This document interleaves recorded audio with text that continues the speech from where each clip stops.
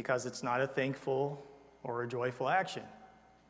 And so prayer is simply a conversation with God. It's wrapped in a spirit of joy and thanksgiving. So you can pray while washing the dishes, while doing chores around the house, while driving your semi-truck from New Boston to Dallas. There's no limitation of discipline. What does that mean? When you talk about spiritual disciplines, they are simply spiritual discipline. Reading and studying your Bible is a spiritual discipline.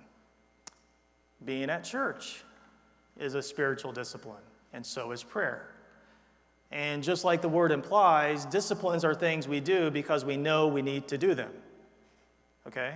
Not because we always want to do them. Okay, so if we wait until we feel like praying, guess what's going to happen? You hardly ever pray, right? Let's be honest. Okay, it's not about a feeling. It's not about waiting to be in some kind of, ethereal moment, where you're on some kind of cloud, connected in a special way. All right, that's not really what it is. It's a discipline. It's something we kind of have to, in a way, force ourselves to do. All right, develop a habit in doing it. Okay, we don't wait until we feel like mowing the lawn.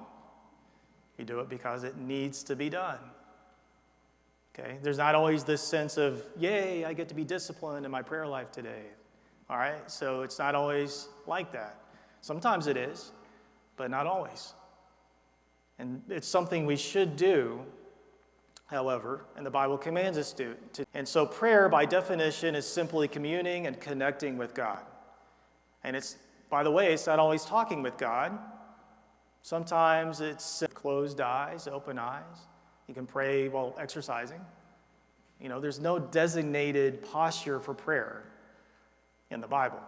And so if we look at John, this says about prayer, starting in verse 12, the works that I do, he will do also.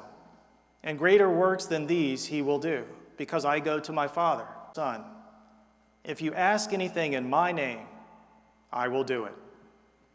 Okay?